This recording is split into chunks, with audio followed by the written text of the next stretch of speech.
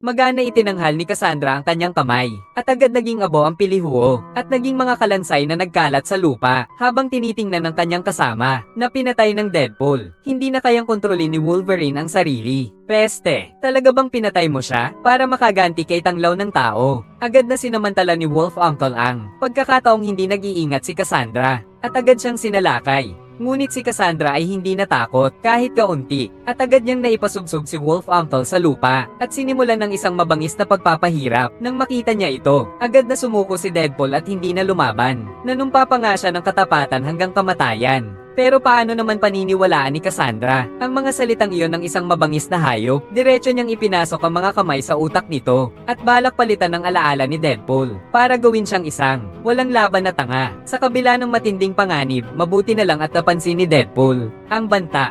Kaya't nailigtas niya ang sarili mula sa gilid ng bangin, at nakaligtas. Ang sama mo talaga.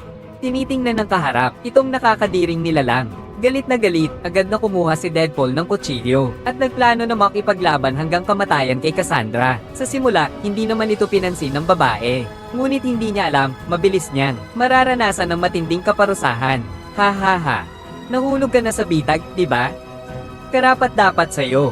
Akala pa ng dalawa noon, na sa wakas ay natalo na nila si Cassandra ng tuluyan. Ngunit sa sumunod na segundo, ang babae ay ngumiti ng nakakaloko. Isang simpleng pag-angat lamang ng kanang kamay ay biglaang naihampas si Wolf Uncle. Nakita nilang dalawa na, lahat ng kakayahan ay ipinakita. Si Cassandra, nasawa na, ayaw nang makipaglaban pa. Kaya't sa harap ng dalawa, lumingon siya at tinawag ang halimaw ng kalawakan. Nais tapusin ang palabas na ito. Mabuti na lang, sa kritikal na sandali, nakita ni Wolf Uncle ang sasakyang panghimpapawid sa tabi. Dahil sa likas na instinto ng pag-survive, agad siyang tumakbo patungo roon, at nagsimula siyang maghakbang ng malakas. Putang ina. Sa wakas ay na-activate niya ang switch. Nang makita ito ni Deadpool, hindi na siya nagdalawang isip. Tumalon siya at kumapit kay Wolverine.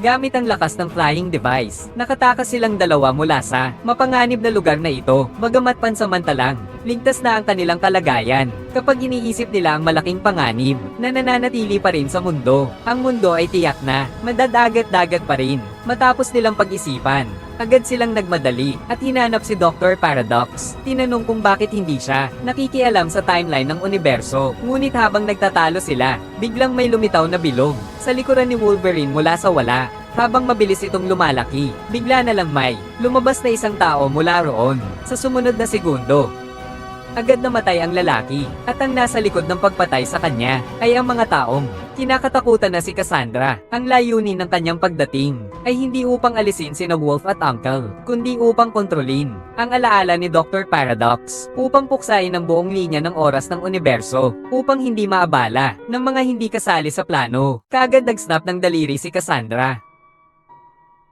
Matapos itulak ang dalawang Wolf Uncle, agad niyang inabot si Dr. Paradox at dinala sa laboratorio. Matapos malaman ang detalyadong proseso ng pagkawasak, pumunta siya mag-isa sa harap ng Energy Cube. Ngayon, kapag nakuha niyang ubusin ang lahat ng enerhiya, magiging matagumpay siya sa paglilinis buong oras ng universo. Naisip ito ni Cassandra. Hindi na siya nagdalawang isip. Agad niyang inilagay ang mga kamay sa loob ng silid, at sa pamamagitan ng pag-decode, tinanggal niya ang lahat ng mga linya ng enerhiya sa loob. Sinimulan na niyang isakatuparan ang planong ito na walang awa. Nang makarating sina Wolf Tio dito, huli na kayo, tapos na ang lahat. Ngunit buti na lang, si Deadpool ay nakakita ng isang palatandaan sa gilid. Pagkatapos sa paulit-ulit na pagtatanong ng dalawa, isinaysay lamang ng doktor ang tanging paraan upang maligtas. Ibig sabihin, puputulan ng dalawang linya ng kuryente, tapos ay magpapasok ng isang tao sa gitna para i-connecta ang dalawang dulo, gamit ang short circuit para sirain ang makina. Pero ang mangyayari, ang taong magkokonekta ay mamamatay. Kung hahayaan nating magawa yon ni Cassandra, tiyak na mamamatay ang magiging tulay ng kuryente. Iniisip ko kung paano kung mapagtatagumpayan ni Cassandra. Ang buong sangkatauhan ay mawawala at maglalaho. Hindi naglakas loob mag-atubili ang dalawa. Kaagad silang tumakbo patungo sa direksyon ng tulay ng kuryente. Ngunit sa sandaling pumasok sila,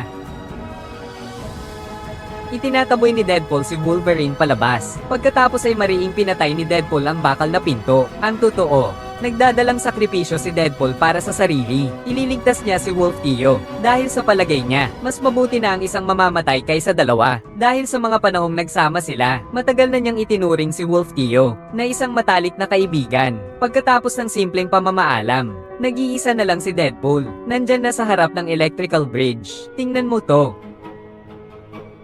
Gamit ang lakas, hinayla ang mga cable sa loob. Binunot ng puwersa. Halos magtagumpay na si Cassandra. Si Deadpool ay patuloy na humihila ng buong lakas dahil mali niyang tinantya. Ang haba ng mga braso niya, kahit anong pilit niya, hindi niya maabot ang linya sa kabila. Sa sandaling ito na halos mawala ng pag-asa. Buti na lang at dumating si Wolf at ginamit ang kanyang bakal na pangil para mapataas ang conductivity. Sa huling sandali, matagumpay niyang pinasimulan ang short circuit kasabay ng pagtaas ng temperatura ng kanilang katawan. Mabilis na umakyat. Si Cassandra naman sa kabilang panig, hindi na nakayanan ang ganitong lakas ng kuryente. Kaya naman ay ganito na nga, matagumpay na natalo ng dalawa. At ang mas nakakagulat pa, sina Wolverine at Deadpool ay hindi namatay sa gitna ng krisis na ito dahil pantay ang pagbabahagi nila ng daloy ng kuryente. Kaya naman sila ay nagtamo lamang ng kaunting pinsala at kung tutuusin ang mga sugat na yon, ay gumaling na sa daan dahil sa kapangyarihan ng pagpapagaling ng maayos. Sa ganoong paraan, ang nakapangingilabot na kalamidad na halos magdulot ng katapusan ng mundo. Sa wakas ay naagapan din dahil sa pinagsamang pagsisikap ng dalawa at matagumpay na nalutas